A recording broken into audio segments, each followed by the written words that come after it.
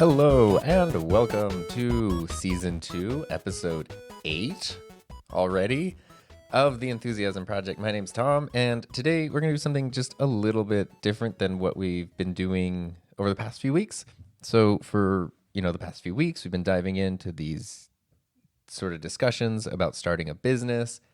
Heather and I, it is the new, it's the new year, it's 2020, it's January, so we did officially file all of our LLC stuff to get that going. So we have an official organization, and now we need to do stuff with that organization, which is really, really exciting. But today, I wanted to do the best I could to turn this into a two-way conversation, because it's just sort of natural that by the very nature of the medium that it's I talk and you listen, and it's really nice if that can go both ways from time to time, because that's kind of the joy of doing anything that involves building a community.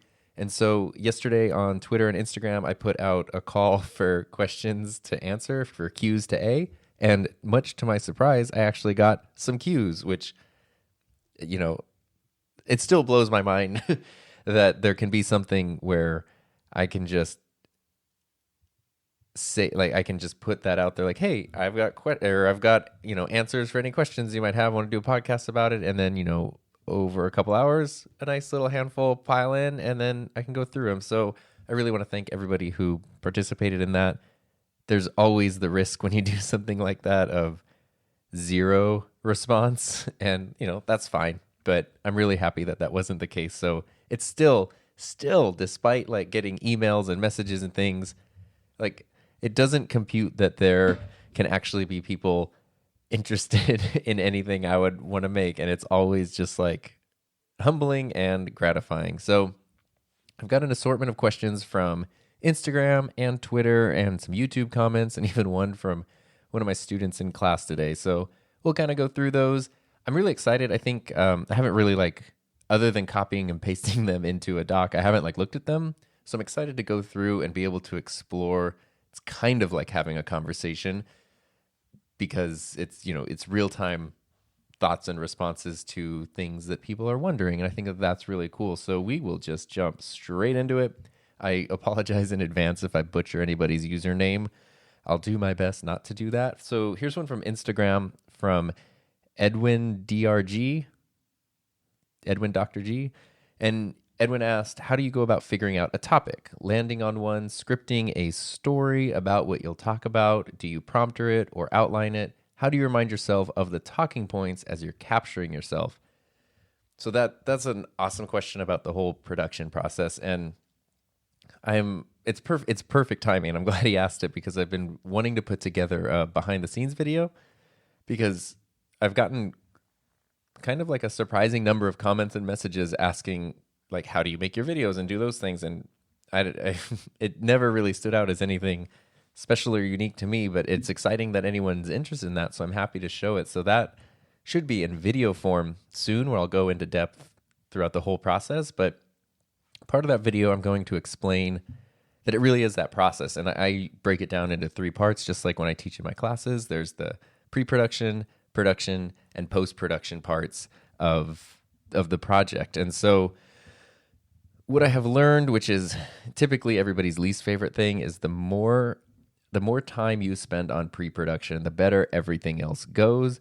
But unfortunately, sometimes pre-production can be the least fun part. It's all the planning. It's just, the organizing, the figuring it out. Mine isn't too crazy, but yeah. So when it comes to, there's kind of multiple parts to this question. So when it comes to figuring out a topic and then landing on one, at this point, it's pretty natural, because there's a niche, which I've talked about on this podcast many times, that I've been trying to dial my channel into. So it's very easy, if I have an idea, to just immediately run it through the test of does this in any way fit into that, or does it not? Would it be interesting to people who have watched my other videos, or would it not? If the answer is yes, then I can develop it a little bit more. And so the second part of that, landing on one, it kind of depends. Since I've been doing the strategy for over half a year now, of trying to schedule a couple videos in advance, what I've noticed with that is it's kind of fun to shuffle them around. So I'll, right now I have 3 videos scheduled out, And I just yesterday switched to around for no real reason other than that I feel like this week, just based on questions I've gotten and like, I don't know, vibes in the air, the topic of that video just seems like it's more relevant than the topic of the other video. And, you know, sometimes you just sort of pay attention to that kind of stuff. But in general, you know, I just try to keep everything in line with what's made on the channel, what's already there, and what people probably would want more of, and that I would want to actually make more of, which luckily the two seem to be aligning right now, and that's a good thing. But then Edwin also asked, how do you script a story about what you're talking about? And I think if you're somebody who makes any kind of like content or online, whatever, the idea of like story can kind of be beaten to death. But as the former digital media pathway that I taught at was literally called digital storytelling. So it is something that's kind of important. And really, like, in terms of story, I usually try to think of it as the hook. And on my little notes, I always have a thing that's hook, which is like, why does anyone care about this? You know, anybody can do a quick review. Anyone can read tech specs. Anyone can just like show a product or a technique or whatever. So what's going to make someone who's watched one of my videos or someone who sees it for the first time actually care about this? And I usually try to structure that around making it relatable in some way to somebody kind of like myself. I always just sort of imagine that like the person watching my videos is me, you know, between 6 months and 2 years ago. So in terms of motivation, skill set, I was going to say ideas, but sure, why not ideas? Like what they would like to accomplish, ideals maybe. I just sort of like try to make, because I'm a couple steps ahead of me 6 months or a couple years ago. So I just sort of look back and go like, what did I need then? Would this be helpful? Yes or no? And then also, would it be something that if I just randomly found it, would I be interested in it? And I can usually find some kind of hook there. For example, the video that I most recently did was all about the Canon Rebel series, like Canon's least expensive series of cameras, and the fact that they're still really good, even though they're often underrated. And part of the reason I wanted to do that was because I know there are so many people who want to get started, but they feel like they need the best, or they put that pressure on themselves of wanting to have the best, to need the best. And that's nice, but you don't always need it. And the Rebels are great. And more importantly, I know just anecdotally that there's so many people that just have those already lying around. It's not about, I need to go find the new camera or whatever. It's like it's already on the shelf, in the drawer, in the closet, or, your friend or, family member has one and you have access to one. And that means you can just get started right away. So I kind of wanted to show the power of that. Like, yes, have these goals to aspire to, but if you look around, you probably already have like a really capable tool. And that was sort of the hook I took with that video. And I just try to find that with anything, even if it's just like a gear review or a tutorial, more than just the nuts and bolts. What is the hook that would make it interesting? And so that goes into, do you use a prompter or outline it? The answer is yes to both. The video that I just rescheduled for this upcoming week, which actually I'm recording this on Monday, so you'll hear this on the next Monday. So this video actually would be the most recent video that came out when you're listening to this, is all about the power of a teleprompter. And I started using one a few months ago, not for every video, but just for some videos. And so sometimes I will just use an outline, just a basic outline of the main points I want to hit. And that might literally just be a notebook on the desk while I'm recording. And I just kind of glance down, oh yeah, talk about this, talk about that. And other times, if it's real specific, like if it's a review and I need to remember real specific numbers because I've gotten myself into trouble in the past for saying incorrect numbers or leaving things out, not on purpose, but just totally accidentally, then the teleprompter is great because it can just, go watch that video because it can just really keep you on track, keep you focused, and then reduce the post-production time a lot. But sometimes you want to have a more conversational approach, and then so use the prompter about 50% of the time. And that's basically, those are the ways that I remind myself of the talking points as I'm capturing myself on camera. And yeah, so that's a great question. I'm going to go into more detail about those things in the behind the scenes video that I'm making. So hopefully Edwin and anyone else who's interested in that will check that out. Should be done before the end of January. I am very excited about that. Up next, we're going to jump to Instagram. And the reason that I laugh is because the first question was from someone I think I've heard of Heather Just Create. And she's asking, when's the wedding? Which is obviously she's talking about our wedding because we got engaged last October. And the answer, I mean, like we have a date and everything. We have a date and a venue and the whole deal. But just, for the sake of some semblance of privacy, we'll just say 2020. And I can also say that just last week, we put down our first of like 5 deposits for the venue and for all the, the whole shebang that goes in with that. So there's it's like an actual thing that's not just on our calendar, but it's like on an event planner's calendar as well. So it makes it very concrete, which is super exciting.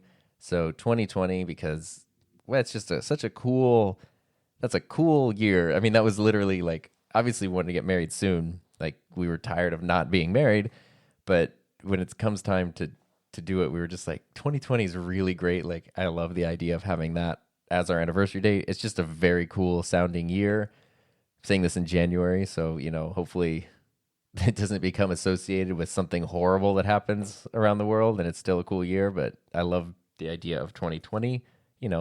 It's really a unique year, I guess. So thank you, Heather, for supporting all of my work. You are on the other side of the wall as I'm saying this, I think playing Dr. Mario. So hi. All right, jumping back over to Instagram. Oh man, another one I'm not going to probably pronounce correctly. It looks like it says Miss Ladek Photo, MSLADEK Photo. And they asked, how much time do you spend per week or month planning, creating, and editing your YouTube content? What's a typical production for a video look like? Perfect. So that kind of goes in line a little bit with the last question, but the previous question from Edwin was all about like the pre-production process, whereas you're sort of talking about the whole process, or mainly it seems like focusing on, actually that's the whole process, planning, creating, editing. That's pre and then production and then post. So let's see. Typically on a regular work week, I work Monday through Friday. Usually I will try to record a video one day after work and kind of start editing it. Sometimes that's not always possible. And if that's not the case, then definitely on the weekend, film and then edit a video on the weekend, which takes up a lot of time. At this point, I mean, it depends on the video, of course, but if we take something like a typical tutorial or gear review that I do, probably takes, I don't know, half hour to 40 minutes to film the talking head part where it's me talking, and then the B-roll footage is maybe another hour or so, depending on how wacky I want to get. And then it could be a little longer depending on if I need to go somewhere else. Like if it's a drone video, then we got to go somewhere to fly a drone, or if it's a video that, I want to do a lens comparison and take cameras out somewhere, like into the world, and that can take more time. But in general, I would say on average, 2 to 3 hours of filming, and then editing always takes longer. Typically maybe another 3 to 4 hours to edit.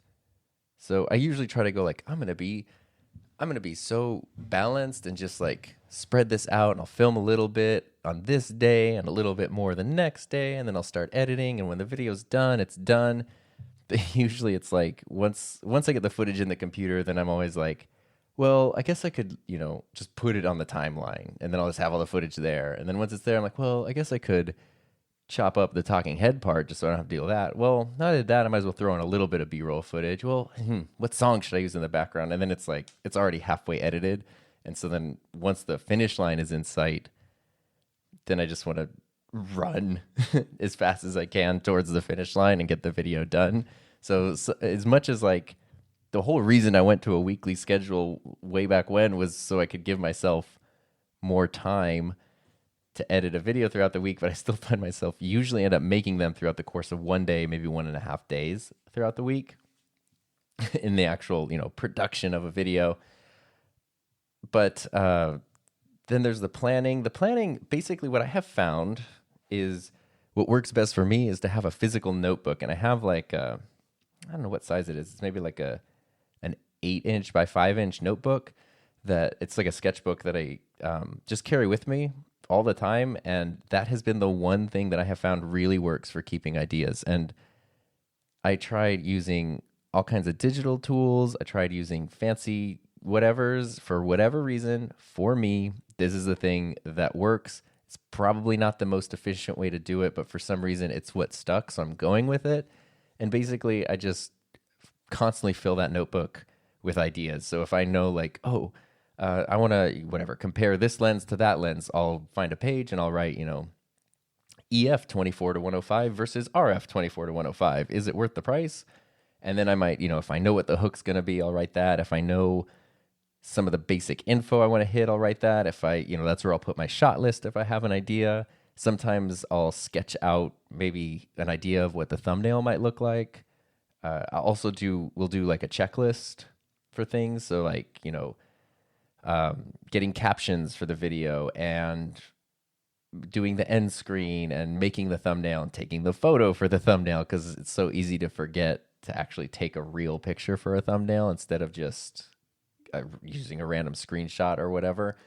And that kind of helps keep me on track. And oftentimes, especially at work, sometimes like during a lunch break, or if I'm, at like after school, just sort of around hanging out, outside of school hours time, I'll usually have my notebook and I might go through and start fleshing out ideas there and just adding in a little more detail. And then usually, depending on the video, that might be where it ends, and then I'll start it. Other times I might start typing it into a notes app, just if it's like a little more detail and typing is really fast. And then from there, if it gets real specific, that's where I notice like, this is turning into like a straight up script. So this is going to be a teleprompter video. And just sort of takes on whatever form it needs to in order to work. And that kind of just happens naturally. So a lot of times throughout the week, it's mostly the planning phase, and the weekends are more of the production phase. And then as I learned when I got into the world of YouTube, finishing the video is really only the start of the process, because you still got to upload it. And then you got to do all the fun stuff. You got to make the thumbnail. You got to do the end screens. I've been doing time markers lately. So because one of my least favorite things is to have somebody say video starts at 1:23 or whatever. And I'm like, no, the video starts at 0:00. But I found that if you put in time markers to say, this is the intro, this is where I talk about this part, this is the actual comparison, it really does help. And it is just kind of a nice thing. People can click on whatever they're interested, jump straight to that part of the video if it's not the whole thing. But in order to make those, you got to watch your video. Once it's all done, you still got to, once you have the final version that you've already watched, if it's an 11-minute video, in addition to editing, you've probably at least watched it through 2 or 3 times. So that's 33 minutes. Plus then once it's done, like the final version that's uploaded, one more watch through to get those times. That's another 11 minutes of just watching the video to get the times. So that can sometimes, that whole YouTube back-end process can sometimes take like, an hour or more, depending on, and they got tags and descriptions and the whole deal. So that's a lot of time. I don't know how many hours it is. It's definitely like time, like it could easily be a part-time job, if not more.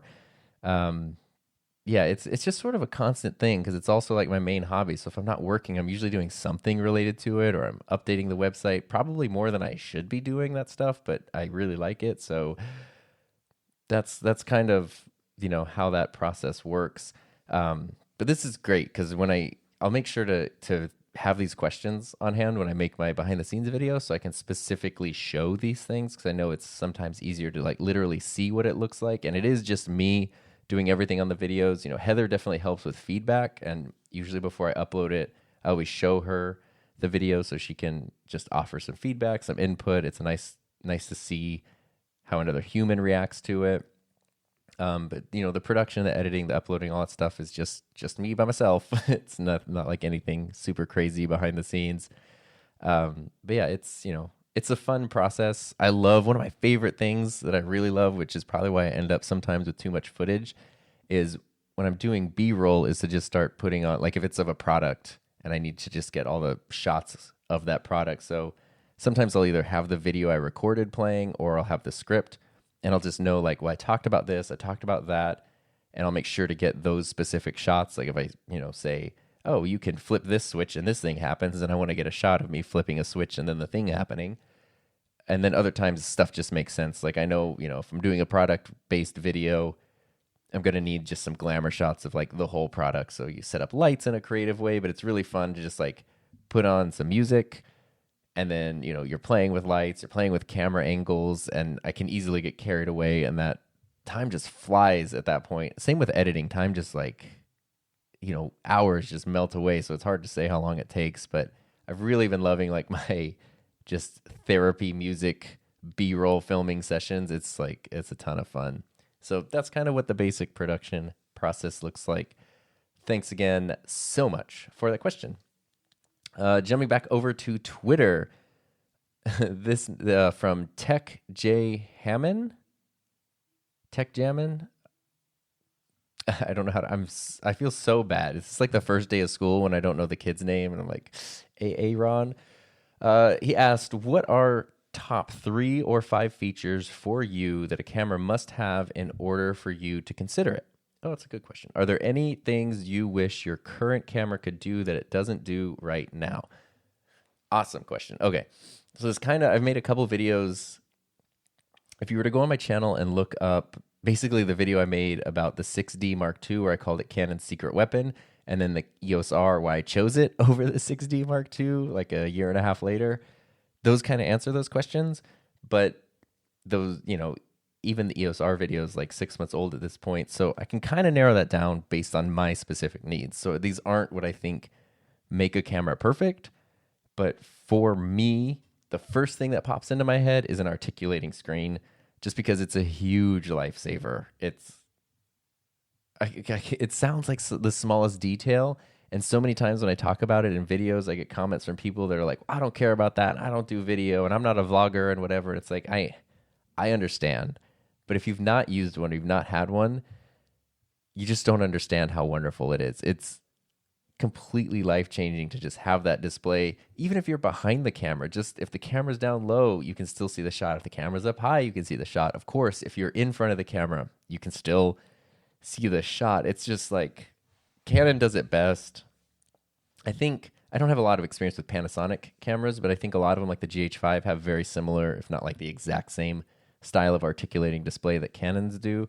Of course, there's Sony that has like the dumbest displays.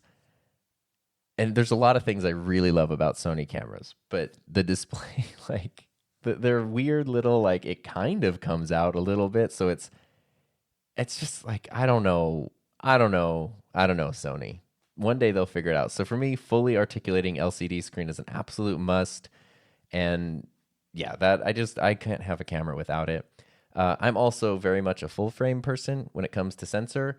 So I know that, crop sensors are amazing, and there's micro four thirds, and there's, super 35. There's all these sensor sizes that can deliver amazing results. But for me, I love the look of 35 millimeter, or not 35 millimeter. I do love the look of 35 millimeter, but I love the look of full frame, especially a 35 millimeter lens on a full frame sensor. It's just, there's something about it that, the depth of field, the fact that the lens is the focal length, it's just 1-to-1. If it's a 35 millimeter lens, it is a 35 millimeter lens. There's no crop factor to deal with. I just love full frame. When I started getting into digital photography in like 2007, I had a crop camera. I started with the Canon Rebel, and it was just sort of always a dream of like, maybe one day I could actually have my very own full frame camera. And that was just like, for so many years, that was like the goal and the dream.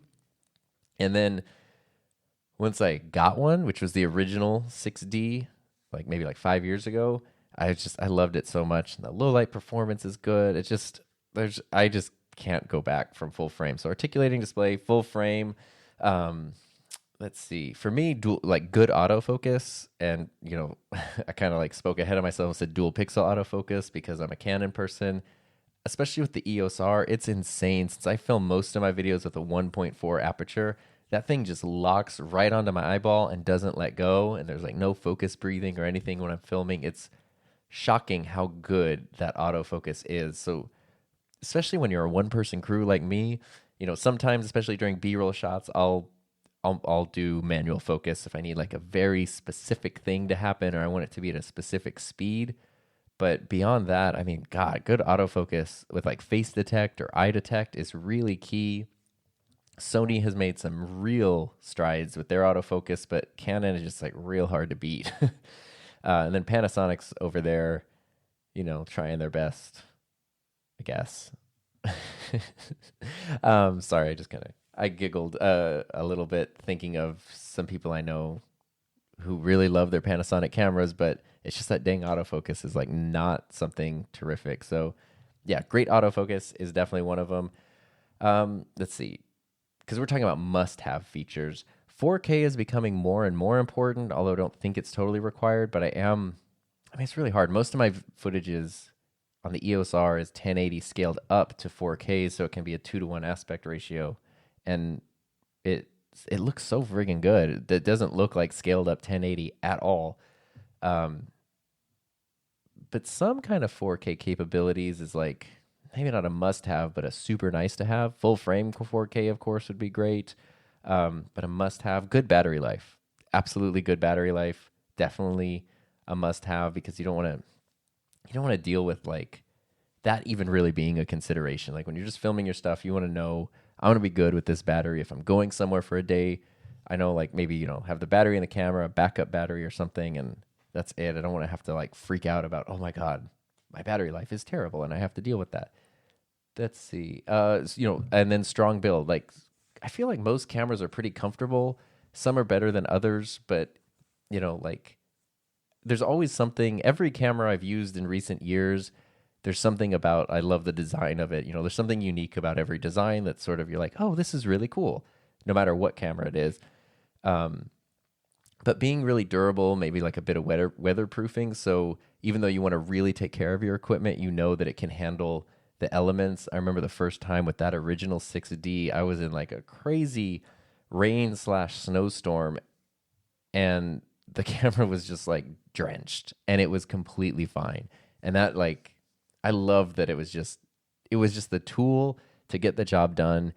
It didn't need me to like take care of it. It was there to do the job that it was designed to do. So something with, let's see, if we recap those features, what is it? It's good battery life, articulating LCD, great autofocus, and, very durable, weatherproof. Those are probably my biggest things. I would go into stuff like image quality and all that, but like what camera shoots bad image quality in 2020? Like seriously, they're all amazing. It just comes down to a matter of personal preference. So for my workflow, those are the features that I really would use literally every single time that I pick up that camera. So those are my must-haves. And are there any things my current camera could do that it doesn't right now? Yes, 2 come to mind. I use the EOS R as my main camera. And even though I made a video going like, this is why the cropped 4K can be a good thing, and it can be, the ability to have full frame 4K on that thing would be great, because it would just look so good. And I'm sure whatever the next EOS R series model comes out, it will have it. But I do wish, I do like the 4K crop, and there is a use for it, but it'd be nice to have the option for it. So you have a full frame, then you have crop. The other thing I would like that the EOS R doesn't currently have, there's 2 things actually. The other one that I was going to say first is some kind of internal like IBIS, like in-body stabilization. It does have an electronic stabilizer that works pretty well, but having I don't know if it's optical, not optical, but a physical stabilizer like some of the Sony cameras have would be really, really cool, just to help things out a lot. And then the other thing would be, which I've gotten, I just thought of 2 other things. I was going to say, they got rid of where your thumb goes on the back of the camera. Now it's like a 4-way directional pad, whereas it used to be like this nice dial you could spin. And they basically just relocated that dial, but I wish it still had the dial there. And then the biggest inconvenience with the EOS R is the way you switch from photo to video, because you have to press 3 buttons. You have to push like mode, info, select, or some 3 buttons to go back and forth every time. Whereas like every other Canon camera, pretty much for like 10 years that shot video, just has a little switch, like a physical switch that has a picture of a camera and a picture of a video camera. And you just flip that switch to the camera for photos, you flip it over to the video camera for video, and that is it. And I wish the R kept that, because it's a great system. Like I don't know why you would get rid of it. They still have that system on the 1D Mark III that was just announced recently. So clearly they're not like out to get rid of it forever because it's on their newest like flagship DSLR. So it kind of makes me wonder if that might make a comeback at some point. So those are my answers as far as camera goes. Okay, jumping in. My next batch of, I have sort of like 4 questions that weren't direct questions for this podcast, but are like every day or at least like 5 times a week, I would say, I encounter these questions. And so I wanted to address them. A lot of people send them through as DMs on Instagram, just as like, because they have a question and they want an answer. And it's like, I've typed out the same answer so many times that it's just sort of worth going through. So one of the most commonly asked questions in my inbox is, since I talk about it all the time, 6D Mark II or EOS R, which should I get? Because for a long time, I had the 6D Mark II. I still have it. And I was just like, this is my favorite camera of all time. This is the best camera. And then I dipped my toe in the waters of the EOS R and kind of never looked back and loved the EOS R. So I have like videos on my channel that are like odes to each camera, but I don't feel that that's hypocritical at all. But a lot of people ask the question because of the price difference. So they're both full frame cameras. They both get great picture quality, but there's about a $500 price difference between them. The price has gone down on both of them since I originally got it. So they're both like very reasonably priced cameras. The 60s probably typically in like a non-holiday season are around maybe $1,200, $1,100, and the EOS R kind of hovers around 18-ish hundred. So, you know, they're relatively like fairly priced. If you got the budget for it, 100%, I'd recommend the EOS R, hands down. I'm blown away by how good the video looks on that thing every time I use it.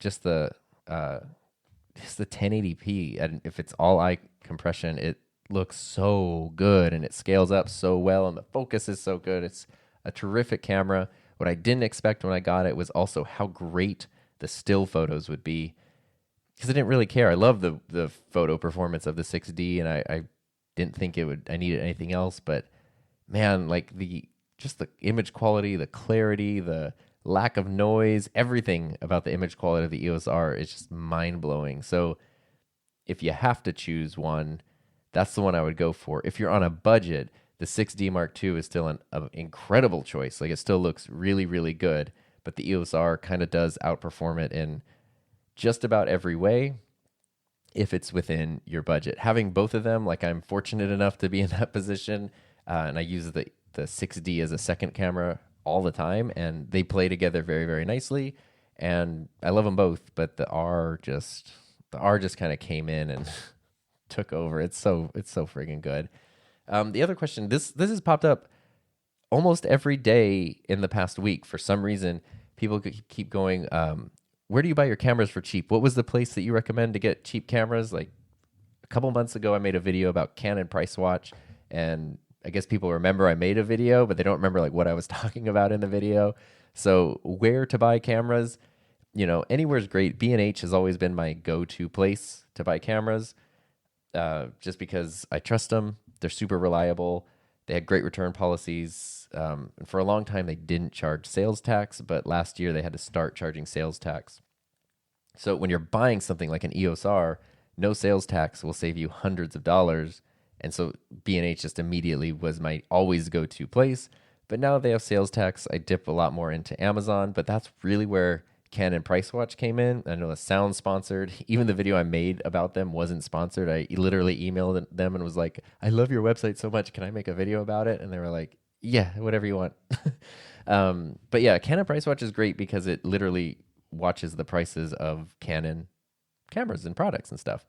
And so you can kind of see what the price history is, where the best current deals are, but they also have their street price option, which is basically, they'll show, like, sometimes you might see like the EOS R for $1,600. You're like, that seems like a really low price. And it says street price, and you click on it. It's a brand new camera from a Canon authorized reseller, no gray market, no shady things, not used or anything like that. They'll answer any questions you have about that. And then if you're interested in actually purchasing it, they will connect you with an actual human being from the store, and then you can finish the deal directly with the seller.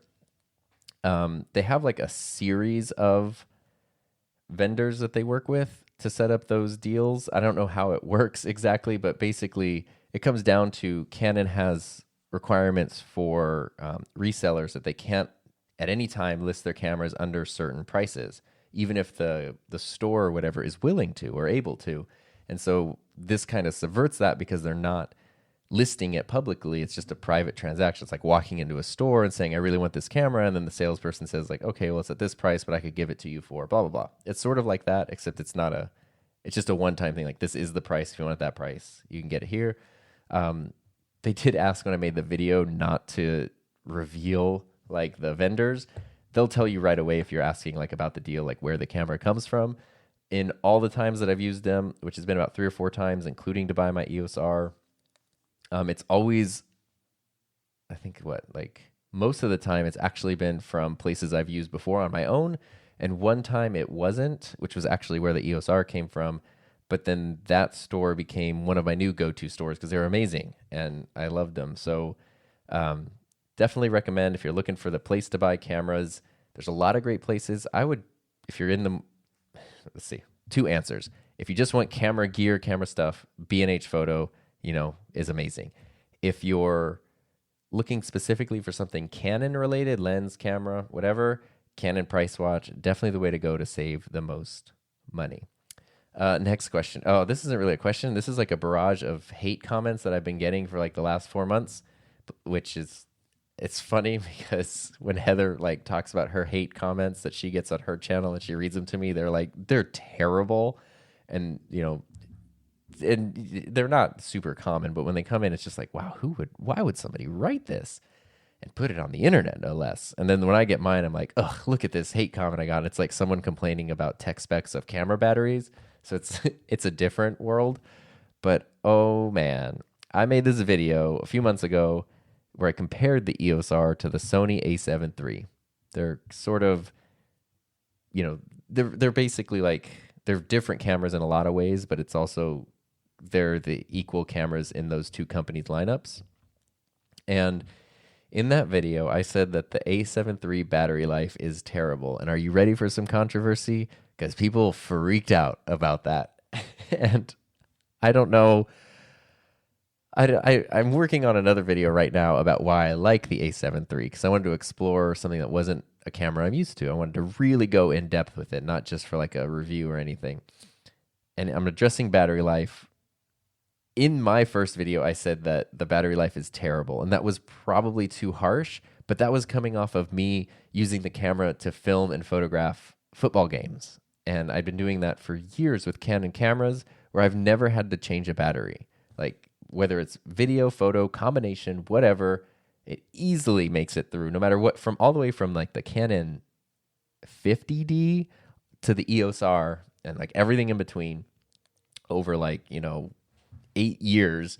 I've never had any issues with Canon battery life at a football game, which is usually about 3 hours, very active shooting, which sounds terrible to say. And with the Sony a7 III, when I was doing football games, I could literally, it felt like, watch the battery drain. Like every time I looked at it, it was less and less and less, to the point where the camera didn't make it all the way through a game. And so that to me was pretty, well, this one camera has really good battery life, so the camera doesn't. And that was about as scientific as I got with it, but people got really, really upset saying like, no, it's so much better and the battery's bigger and blah, blah, blah. So I'm going to settle this once and for all. This is the hot controversy that you clearly came for this podcast, camera battery talk. It's what all the kids are into these days. But realistically, if you're looking between these 2 cameras and battery life, they both have good battery life. Recently, I've been doing like literal side-by-side testing between the 2, and I have found that the a7 III drains about 10% faster than the EOS R. I don't know why. It just does. In general, though, if you're talking about using the cameras for an entire day or something, it doesn't really make a difference. They typically seem to last as long as the other. I don't know what was going on when I was filming the games and taking photos of the games where the battery was just dying. Maybe there was a setting of I'm not super familiar with Sony, so maybe I had something on in the background that was draining battery. I don't know. But the tricky part of that is that the A7 III has a way bigger battery. Like, I forget what the exact numbers are, but it's significantly larger in terms of capacity than the EOS R. And that's confusing that it wouldn't be significantly longer and that the R is a longer lasting battery, period. Every single time I've tested them, the R has won by about 10%, if not more. And all I can think of is that it just has to do with the fact that Sony puts so much into their cameras. You do have IBIS and you do have, this, I don't know how they manage power, but Sony cameras have a crazy amount of features just going all the time. Clearly that must take a lot of power, and they produce great image quality. Whatever they're doing, it's great, but it clearly consumes a lot of power to make it happen. Canon, maybe because they've been doing this a little longer, just they manage the power a little more efficiently. Whatever, it's we don't need to get too far into camera batteries. But the other thing is, and this is probably where people get upset, is I feel like when it comes to battery life, a lot of Sony users, it's like they realize they were in an abusive relationship. If you're in an abusive relationship, sometimes you don't realize it until it's too late or till you're out of it. If you have been unfortunate to be in that situation, or you know anyone who has, you've kind of seen that probably. And I sort of feel like that, like the Sony a7S II has such terrible battery life that it literally just comes with 2 batteries, because Sony said, screw it. The battery life, this is an amazing camera. Battery life sucks, but we're just going to give you 2 batteries and then it's fine. And that's kind of the world that Sony users were living in for a long time. And then the a7 III showed up, where not only did Sony throw in like every feature they could think of at the time, but they also threw in this like, more than double-sized battery in terms of capacity, which is super duper capable. And so not only is it's good battery life objectively, but if you'd been used to Sony battery life before that, and then you got this, yes, you are going to think that like, this is the best battery life I've ever used. This camera's amazing. And then if I show up and I go like, the battery life's terrible, you're going to be like, this guy sucks and he doesn't know what he's talking about. And it's probably a combination of the two. Where Canon battery life still is better, but not in any real meaningful way. So, for all intents and purposes, you could say they have equal battery life. But, and I bring this up and go on the battery life tangent because I'm fortunate enough that I don't get a lot of negative, hateful comments on my channel. They do exist, but the amount of negativity brought out by this battery controversy is insane. And not even that, but there's like threads of comments on the video where, it's like 13, 20 responses, people talking to each other, people yelling at me. Someone shows up 6 months later and is like, yeah, you're an idiot. What are you talking? It's like, whoa, this is crazy. That's probably the video I've like deleted the most comments on, because they're like genuinely like mean and unnecessarily like attacking. So, yeesh, battery life, the hot controversy. Up next, the question I've been not dealing with, but getting a lot has to do with music licensing. Epidemic versus Artlist versus something else. I did make a video on Epidemic and Artlist, which seems to be helpful to a lot of people. But here's the very quick rundown if you're looking for royalty-free music. If you're making videos, if you're making your own content, you do need to be using royalty-free music, just period. It'd be great if you could just use your favorite artist's songs, but you can't. Especially if you're monetizing anything, you don't even want to go down that rabbit hole. Just stick to royalty-free stuff. Or, of course, original music. You make your own songs. They're yours. You own them. And so, luckily, royalty-free music has gotten really good in the past few years and really affordable, too. It used to be, I remember, if you wanted to license one song, it would be like $300 for just a little indie creator like myself. If you were an actual production company, could be a totally different, way more expensive story. And now royalty-free music, the music itself is legitimately just good music. It doesn't sound like royalty-free music, and the pricing is way better. So your best resource if you need royalty-free music is to just use the YouTube creator library or the audio library. It's in Creator Studio. They basically aggregate royalty-free music from a bunch of terrific places around the internet, and then they put it all in one spot. You can search by mood, genre, length, whatever, and just click download. It's good to go.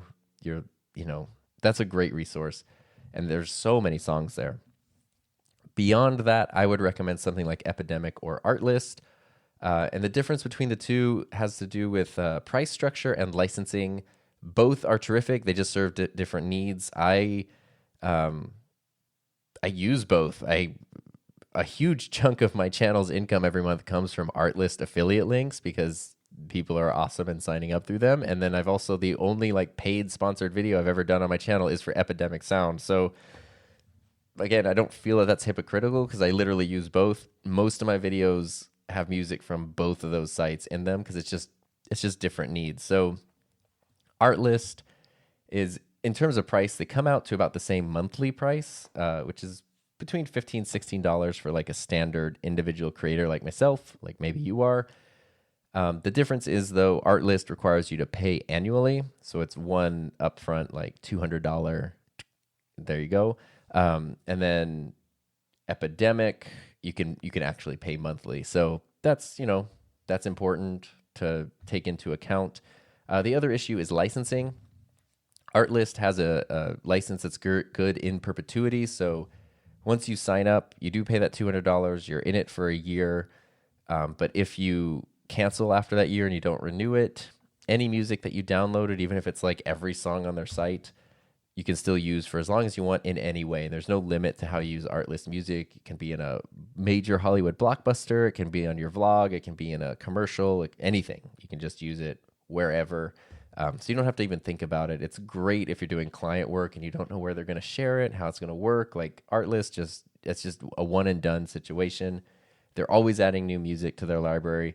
I would say that in general, their songs kind of have like a more like indie hipstery vibe, but luckily, like I like that, so it worked out. And then Epidemic, their licensing is tied specifically to you or the person who purchases the license, if it's a business in some cases. And basically, what that means is, like if you have an Epidemic subscription, it's tied to your channel. You can use all the songs you want on your channel, but if you use a song somewhere else, then they're gonna they can claim it on that. So you have to be very careful with how you use the music. And then it also means that if you cancel your Epidemic account, they don't let you keep using the music. So anything you made with an active account is good. But beyond that, if it's an inactive, then you can't keep using the music, which totally makes sense. Like you're not paying for the service. Why could you keep going and downloading music? Beyond that, Epidemic does have a way larger library. It's stupidly huge how big their thing is. And yeah, that's really the big difference. If you want, in the notes for this show, I'll put a link. I'll put my affiliate links. Why not? To both of the sites. If you use my link, now it sounds like a sales pitch. If you use my link for Artlist, you get 2 extra months free. So you get 14 months instead of 12. And if you use mine for Epidemic, you can get a 30-day free trial. So they're both great. One is not better than the other. They are just different tools for different needs, different styles, all that stuff. So that's where I would say about Epidemic versus Artlist. And then I had one last question, which is actually from one of my students today, which is kind of adorable. And I don't really talk about my YouTube channel or anything in class unless it's hyper relevant, but he asked, how do you come up with your ideas for your videos?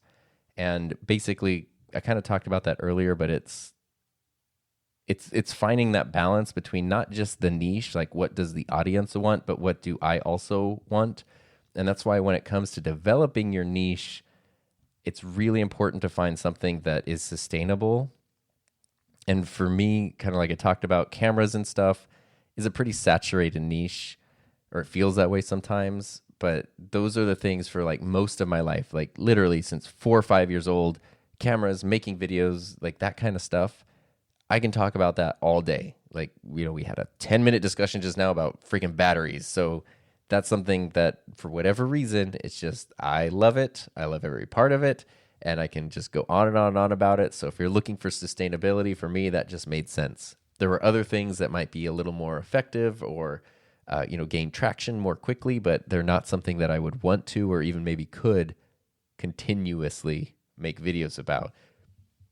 And so to come up with ideas for that, it just goes back to that notebook, and then I just kind of find what I'm most excited about and what I think the audience will be most excited about. And if there's any way to connect it to something that's happening currently, then I do that. Like I did a holiday gift guide video, which lots of people do. That's not an original idea, but for like 4 or 5 months, I'd had a video note idea that I wanted to do like my favorite camera gear under $50. And I was just sort of collecting like what is my favorite pieces of gear that's not super expensive. And then by the time like I wanted to make the video, it was like November, and I was like, oh, this would be great. I should make this video now, and then it can be like great little like inexpensive video related holiday gift guide. So it's just sort of those things. What do you want to make? What does the audience want to make? Is it relevant to anything that's going on in the bigger picture? And then try to make that thing. And finding that balance is very, very key to make it sustainable. So that's basically like the approach that I typically take with that.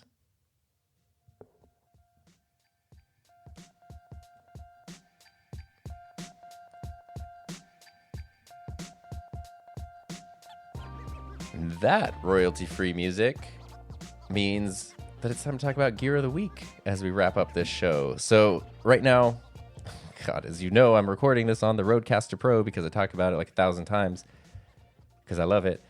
But one of the things, this has been an issue with guitar gear. I've played guitar for a long time. My guitar amps have this problem, is dust getting into the gear. And especially on audio gear, when you raise and lower levels, kind of like that, if there's dust in the lever or in the switch or in the pot or whatever, it can make this really terrible grinding, fuzzy, distorted noise. And it's really bad if you're doing anything audio related. So keeping dust out of audio products is important. There's a company based in England, but they ship all over, called Deck Saver. And they basically specialize in dust, in like polycarbonate dust covers for audio and DJ gear. And they sent me a cover for the Rodecaster Pro that's like custom molded to the Rodecaster. They didn't ask me to like talk about it or promote it or anything. There's no secret sales pitch here. They just sent it and said like, check it out, see if you like it or not. And it's so cool. I mean, I'm literally talking about a piece of plastic right now, but it not only protects it from bumps and things, hitting it, falling on it, whatever, but it just keeps all the dust out. So that way I don't have to worry about the quality of sound being negatively affected as time goes on with this tool that I use all the time and rely on heavily. So I'm going to put a link in the show notes for this to Deck Saver, just so you can check them out. They also make covers for like DJ gear, synthesizers, all kinds of audio gear. The covers are super strong, like clear plastic, and they're custom molded to whatever specific piece of gear you buy it for. They're also really reasonably priced. It's not like insanely expensive or anything. And the people who run the company are like ultra nice, helpful. They're just kind of audio nerds that want to protect their stuff. So I highly recommend them. Put a link. Again, not sponsored or anything, but just one of my favorite new things that I'm like so excited. I'm excited to end the podcast literally so I can put the cover back on because it like feels so nice. It looks so nice. So that's a really dorky thing that's embarrassing. Anyway, if you have any other questions or comments or concerns or anything like that, feel free to reach out to me at SodarnTom on all the things, or at the YouTube channel, or email, any of that stuff. And of course, you can always go to anchor.fm/enthusiasm and leave a voice message. And I would love to have your voice be a part of a future episode. So thanks so much, as always, for spending your time with me, and I will see you in the next episode.